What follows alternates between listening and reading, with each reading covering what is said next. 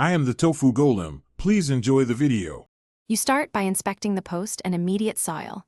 Note tilt, rot, and old concrete depth so you know what to replace and why.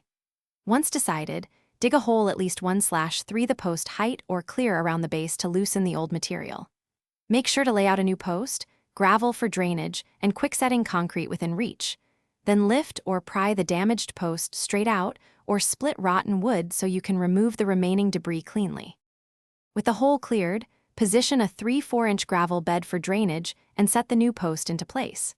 Use a level and 2 braces to hold the post perfectly plumb. Small shifts now cause big alignment issues later. Mix and pour quick-setting concrete according to the bag instructions, tamping to eliminate air pockets.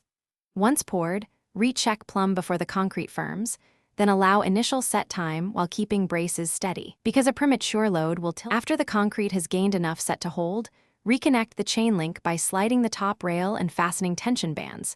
This aligns the fabric evenly. Trim the post to the correct height and install carriage bolts or wire ties according to the fence spec.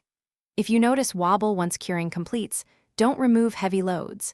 Instead, shore the post with clamps and add additional concrete or use a metal post sleeve anchor to stabilize. If corrosion or rot returns, replace with galvanized or pressure-treated material to prevent repeat failures. Thanks for watching. Consider subscribing if we helped you today.